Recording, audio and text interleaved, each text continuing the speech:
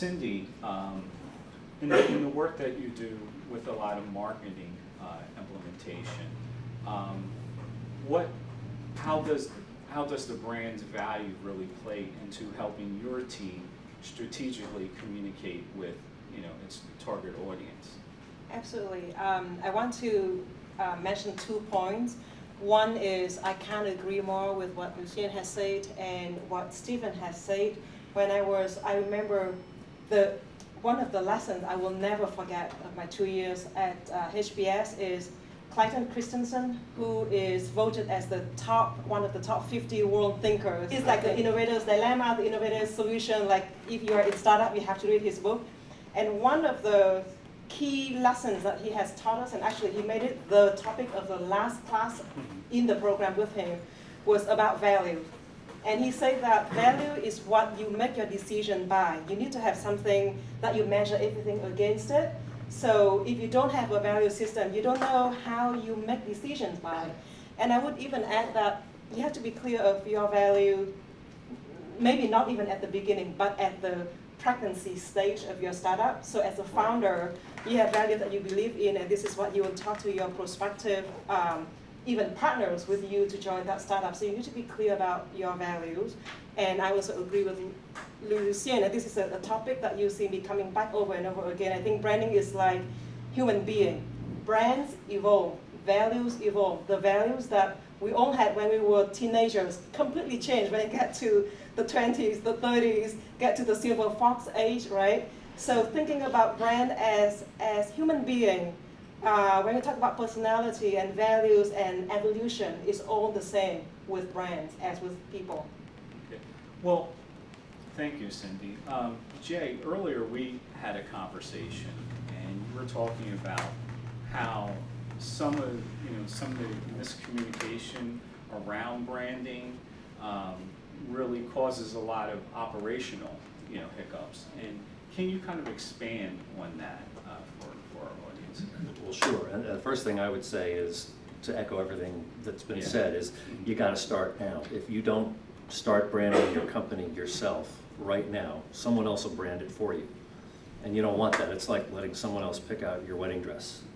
You really, this is something you want to get out in front of. Some of the misconceptions would be that doing a good job is good enough. If we just make a good product and we offer it at a good price, that's good enough. It's not. Or it's adequate is good enough. It's not. You really have to have from an operational standpoint, you have to set up the ability to deliver on the mission and the brand that you set out to create. You have the meetings and cards on the table. I'm not as much a marketing and creative person as I am an operations person. And I've sat in the branding meetings at startups, and it sounds great when you craft this mission and you say, this is what we want to be, and this is what we believe in, and this is who we are. My question always is what can you deliver upon? Because the downside of crafting anything that you can't deliver, you go out to the world and say, we are the low-cost provider, or we're the best in brand customer service. If you don't deliver on that, it's almost, you're dead before you start. So from an operations standpoint, there has to be some kind of a consistency or achievability between what you craft as your branding message and what you can deliver upon. It's very difficult for startups. I wish I had an easy answer for it, but it's very difficult for startups, but something to keep in mind. And Bruce, I want to get your take on the article also, and the current climate with some of the startups and with the work. Obviously, you work with Marcum, and it's kind of a different animal, so to say. Sure. But I just wanted to get your perspective on what is happening out with the community. Yeah. Is it possible to over-concur?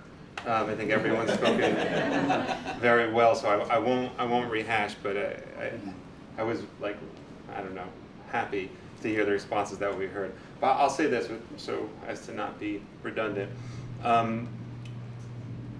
When you're starting, if I can talk about that, when you're starting, what you have a lot of are ideas and identity, and what you don't have a lot of is everything else. So it seems foolish, seems like you're wagging the dog to say, well, forget about our ideas and our identity. Let's go figure out how we're going to ship this stuff, or you know, even our packaging. So one, I think you play to your strength. You know, you've shown up against all odds with passion and ideas. Sure feels like that's a place you want to double down. The other thing is, the second thing I'll say is that while if you don't have an identity, you can't be wrong, you also can't be right. And I think probably people with a strong sense of brand and a strong sense of identity in their business or anywhere else are probably tough enough to have been wrong a couple times. But you have to give, and this is the old salesman in me, you have to give something people to say yes to, pardon my syntax. And lastly, I'll say, and I'll appropriate something that someone said about somebody who was not the nicest person, but not the person you're thinking of, said that if you can, and I'll paraphrase, but if you can get a group of people to agree on ideas, however outrageous they are, you now have a uniform. And if you have a uniform, you have an army. You know, I wanted to expand upon the discussion, because Stephen, you and I have had discussions about what's going on in the startup community. What are some of the reasons why you think some companies really don't value the branding process or see it as something that they should enter into when they're, you know, starting the concept? I think, and I can't remember which panelists mentioned this, but I think they get too enamored by the product or service that they're selling. Mm-hmm. They think that it's going to do the job just by itself, just by actually having it presented and discussed. And they think marketing needs to be a little frivolous. They think the branding is a frivolous activity. And I think what they don't realize is there is value in the brand. That's the piece that I think is challenging for them. In some way, operationally, they're challenged because they have to figure stuff out. So it becomes more of an afterthought. With the startups that I've worked with, it's always been like the last thing they think about. The first thing they think about is let's develop the product, the service. Let's do the right thing. Let's talk to the people we're already talking to, versus the people who we really need to be talking to, or the customers. Mm-hmm. So I think the thing that gets in the way is their own selves. That they think just by making this, that's going to be enough, and not realizing they really do need to start with that brand conversation early on. Mm-hmm. Like, I think one company that's really coming out of the box, I don't know if anybody's heard of Beer Brand. It's a company that's catering to a lot of young men, I would say, that want to grow beards. And they don't fit like into the traditional sense of beardsmen. They're kind of well-groomed. They're very stylish. And so I think from the onset, their mission is really to just throw out the negative connotations of bearded gentlemen, that they're lazy, slackers. And so their brand value and their mission is to change people's minds. And actually, Disney has changed their, I would say, their perception of beards, and they're relaxing their corporate code on facial hair. And so when you look at their messaging, and from the get-go, you kind of get a sense that it's something beyond just selling products. That they're really catering to a movement. They're catering to men who really want to express themselves. And I think that's what you're kind of talking about. And I did some research on the company, and it seems like the founders really get it, that if we're competing with other men's grooming products, but how are we different? And we're different because we're catering to something larger than ourselves, something that our target audience can buy into. If I can, yeah. Believe it or not, my barber has an Instagram account that has 400,000 followers. It's called Nasty Barbers. He's 24 years old. Oh, yes. You know Nasty Barbers? Yeah, I know him. Yeah, okay. yeah. So one of the things that these people notice is that this is a market large enough to segment. Oh yeah. Because he's in Orange, Connecticut. He's and I know, but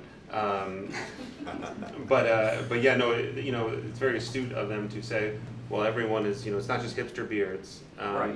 it's let's carve out our corner. No wonder why he has such perfect beard. That's it's a nasty beer. Yes, thank you. If I could just, and Steve brought up some really wonderful points, and I think a lot, if you synthesize what you guys are both saying, it's about the experience, right? And this is such a buzzwordy, BuzzFeedy word, experience. Yeah, everything's an experience. Cat's Deli is an experience, which it is. But it really is branding now. You're an ambassador, you're an apostle, you're a representative of an experience. And some of the mistakes that a lot of startups do or commit that I see is simply treating branding as another line item along with shipping and prototyping, et cetera, and then you go, oh, logo, slogan, website, et cetera, et cetera, et cetera, et cetera. And they think, all right, we have these things, we have this stuff, we have a logo and a name and so we have a brand, let's go. And it's an uphill battle, but we have to rein them in and say that's not, that you don't have anything. You don't have anything that people can relate to. You don't have material for that conversation that's going to help you achieve some sort of a position in the constellation of all these other brands that are out there that are competitive.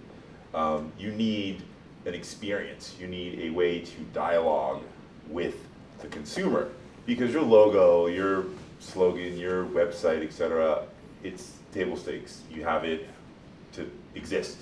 But if you take a company like Square, for example, which I think is a really wonderful example to look at, great branding. I mean, they were helped by the fact that Jack Dorsey was part of it, et cetera. So they had some buoyancy there. But still, the idea of taking and reimagining credit card acceptance for small businesses who were cut out of that conversation was a pretty revolutionary idea. And it could have failed had they called it Zoom Pay or anything that would seem edgy and cool and dynamic. And they just really distilled it down to what is it that we're about? How are we going to empower and help the small business person? Do you think that they actually had this conversation when they named it? I never thought about it in the context that you just said that. It's square. It's a square. Yeah, it's not just us square, but it is square. It is a square, and I think what's different about them is the conversation integrated product design, which is a systems approach, right? It works with this particular thing, and you have to use that, which is the Apple model. But also, how are we going to? What is our brand voice? How are we going to talk to mom and pop shop or a guy selling T-shirts at the Brooklyn Fleet? Because that's who they were going after, right? There's a story that one of the co-founders of Square, he was trying to sell a piece of art at an art fair or something, $2,000 sale, but he couldn't. The buyer didn't have $2,000 on him, and just walked away and said, "I'm sorry, I can't buy this crystal bear or whatever it was." And that was the spark, that was the catalyst for that whole initial conversation of there are millions of people that are out there that are shut out of that credit card conversation. It's ridiculous. There's no reason for it. How can we democratize that entire process?